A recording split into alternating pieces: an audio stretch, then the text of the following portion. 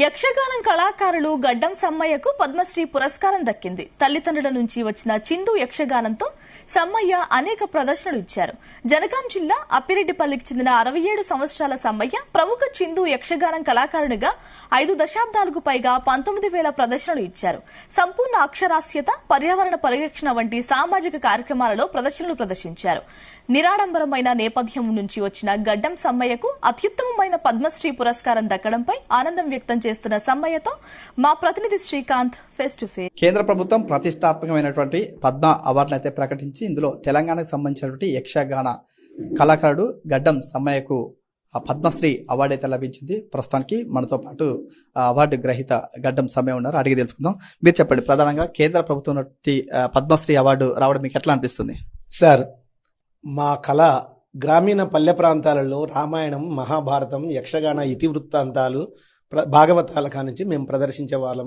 తాత ముత్తాతల నుండి తన్నులు మా తాత మా తండ్రికి నేర్పాడు, మా తండ్రి మా తాతకు, మా నాయన నాకు నేర్పినాడు. ఇటువంటి ఆనవాయితీగా వస్తున్నటువంటి ఈ కళ అంతరించిపోకుండా ఒకరి నుంచి ఒకరికి సాంప్రదాయకంగా వస్తున్నటువంటి కళ రామాయణం, మహాభారతం, భాగవత ప్రదర్శనలు ప్రతి గ్రామీణ పల్లె ప్రాంతాల్లో మానసిక ఉల్లాసాన్ని కలిగించడానికి, అదేవిధంగా హరిజనులని యాసించే ఆ యొక్క ప్రతి గ్రామంలో 4-5 ప్రదర్శనలు నిర్వహిస్తుంటాం. కూడలి వీధుల వద్ద, బొడ్రాయిల వద్ద, దేశముకుల గడిల ముందు, చింత చెట్ల నీళ్ల కింద తండోపతండాలుగా 6 గంటల వరకే, రాత్రి 8 గంటలకు ప్రదర్శించే సమయానికి 6 గంటల వరకే వాళ్ళు చేపలు, సంచులు అవి ఒకటి తెచ్చుకొని కూర్చొని స్థలాన్ని ఆపుకునే రోజులు ఆనాడు ఉన్నాయి. ఈనాడు కొన్ని రోజులు ఎలక్ట్రికల్ లైట్లతోనే ఆడినాం.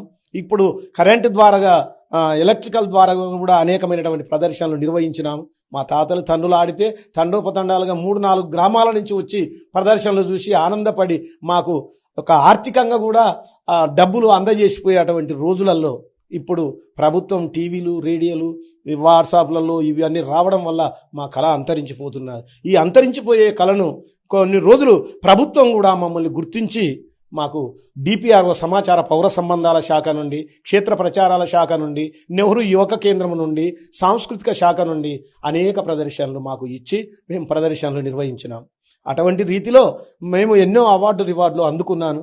జాతీయ స్థాయిలో కూడా మధ్యప్రదేశ్, బిలాయి, ఒరిస్సా, తంజావూరు, కర్ణాటక, హంపి, సూరజ్కుండ్ మేళ ఇటువంటి ప్రదర్శనలు కూడా తెలంగాణ భాషా సాంస్కృతిక శాఖ మామిడి హరికృష్ణ గారి నేతృత్వంలో మమ్మల్ని ఎక్కడంటే అక్కడ ప్రదర్శనలకు యక్షగానానికి పంపించారు. కానీ మాకు సరిపోను డబ్బులు లేక మాకు ఆ పారితోషికాలు సరిపోతలేవు.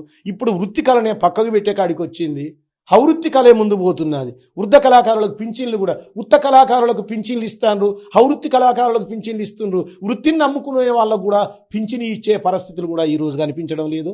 మా కళ అంతరించిపోకుండా ఉండాలంటే ప్రభుత్వం మమ్మల్ని ఆదరించాలి. మమ్మల్ని బ్రతికించాలంటే మా కళలకు శిక్షణ శిబిరాలు ఇవ్వాలి. మా పిల్లలు చదువుకోవాలి. ఇప్పుడు మా పిల్లలు చదువుకునే రీతిలో లేరు. నేను మా తండ్రి దగ్గర నేర్చుకున్నాను, కానీ నా కొడుకు ఇప్పుడు నాతో విద్య నేర్చుకోరా అంటే, నువ్వేం సంపాదించినావు నీ కళ మీద, మమ్మల్ని బ్రతికించినావు అంతే, మాకు ఏం సంపాదించావు, సరిపోయింది, మాకు అవసరం లేదని తీరొక్క వ్యాపారాలు చేసుకుంటారు, తీరైన బిజినెస్లు చేసుకొని జీవనోపాధి గడుపుకుంటున్నారు మా చిందు యక్షగాన కళాకారులు. అయినా ఈనాడు మరి మొన్ననే 14వ తేదీ నాడు రామజన్మభూమిలో మాకు ప్రదర్శన ఇవ్వడం కేంద్ర ప్రభుత్వం గుర్తించి, కేంద్ర సాంస్కృతిక శాఖ మంత్రి కిషన్ రెడ్డి గారి నేతృత్వంలో మేము అక్కడికి వెళ్ళాం. South zone cultural Thanjavur Nagpur వారి యొక్క ఆధ్వర్యంలో 5 రోజుల పాటు అక్కడ ప్రదర్శనలు నిర్వహించాము. సీతాహరణ్యవాసం ఆ నుండి ఆ రామజన్మభూమి రాముడు అడుగుమోపిన స్థలంలోకి వెళ్ళి ఇంటికి రాగానే ఈ పద్మశ్రీ నాకు రావడం ఎంతో ఆనందంగా భావిస్తున్నాను. ఎనలేని సంతోషం ఉన్నది. నాకు సహకరించడం అంటే వాళ్ళు గొప్పవాళ్ళు, నా కుటుంబస్తులు కానీ, మరియు నా పాలివాళ్లు కానీ, నా చిందు కులం ఎంతవరకు ఉందో అందరూ గర్వపడే విధంగా నాకు ఈ అవార్డు రావడం, మరి దీనికి తోడ్పాటు ఉండి రాష్ట్ర సాంస్కృతిక శాఖ సంచాలకులు మామిడి హరికృష్ణ గారి చొరవతోని వారు సిఫారసు చేయడం జరిగింది. కేవీ రమణాచారి గారు, మామిడి హరికృష్ణ గారు, ఆ తర్వాత దీపక్ రెడ్డి, ఆ తర్వాత కిషన్ రెడ్డి గారు ఎక్కువ చొరవ తీసుకొని కేంద్ర ప్రధానమంత్రి మోదీ గారి దగ్గరికి పోయి కూడా అడుగున పడ్డటువంటి కళ, ప్రాచీన కళ, ఇది గుర్తింపుకు రావాలంటే ఇటువంటి అవార్డులు వృత్తిని నమ్ముకున్న వాళ్ళకి ఇవ్వాలని వాళ్ళు పట్టుదలతో నాకు ఈ అవార్డు ఇప్పించినందులకు వారికి ధన్యవాదాలు, వారికి కళాభివందనాలు తెలుపుతూ ఈనాడు నాకు ఎంతో ఆనందంగా ఉంది ఈ అవార్డు రావడం. నేను జన్మ తరించిపోయింది నాకు.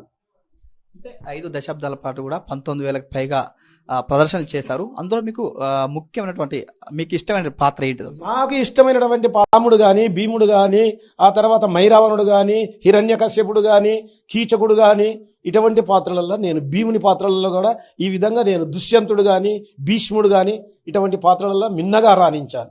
అందులో ఒకటి చిన్న పద్యం. భీష్మ విజయంలోన పరశురాముని దగ్గరికి భీష్ముడు వెళ్తాడు. భీష్మ, ఈ అంబను నీవు వివాహం చేసుకో, లేదా నీకు నాకు ప్రచండమైనటువంటి ఘోరమైనటువంటి యుద్ధం జరుగుతుంది అని. అప్పుడు పరశురాముడు, దేవగురుడవనచు నీ సేవ చేసితిగాని వినయ ప్రసిద్ధి భూనితి వెలది కొరకు ఎన్ని విధములు చెప్పినా నేను వినను, బ్రహ్మ ప్రళయం మారుని భార్గవేంద్ర.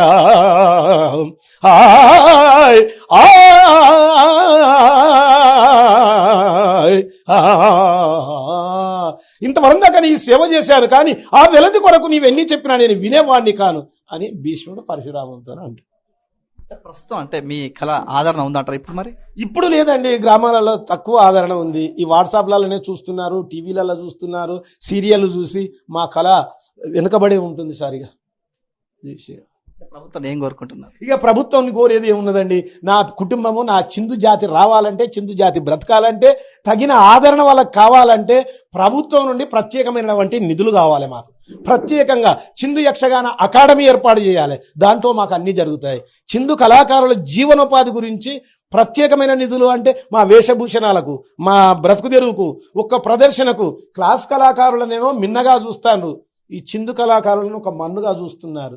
రేవంత్ రెడ్డి గారు ఆయన చొరవతోనైనా కానీ మా యొక్క కుటుంబాలు బాగుపడే విధంగా ఇల్లు లేని వారికి ఇల్లు కట్టించాలి, లోన్లు ఇవ్వాలి, ఏ కుటుంబమైనా కానీ ఆర్థిక ఇబ్బందులు కలగకుండా చూసుకోవాలని. మరి అదే కాకుండా హెల్త్ కార్డులో మాకు పెద్ద బీమార్లు వ్యాధులు వచ్చినా కానీ మాకు సరైనటువంటిది లేదు కాబట్టి వారిని ఆశ్రయిస్తున్నాం. మాకు ప్రత్యేకంగా ఒక నిధులు కేటాయించాలని మా ముఖ్యమంత్రి గారిని కూడా ఇప్పుడు కోరుకుంటున్నా. పద్మశ్రీ అవార్డు రావడం చాలా సంతోషంగా ఉందంటున్నారు. ఏదైతే ఉందో ఇటీవల కాలంలో కూడా సాంకేతికంగా అభివృద్ధి చెందుతున్న తరుణంలో కూడా యక్షగానం అంతరించిపోతున్నటువంటి తరుణంలో ప్రభుత్వం దీనిపై చొరవ తీసుకొని చూడాలని చెప్తున్నటువంటి పరిస్థితి కనిపిస్తుంది.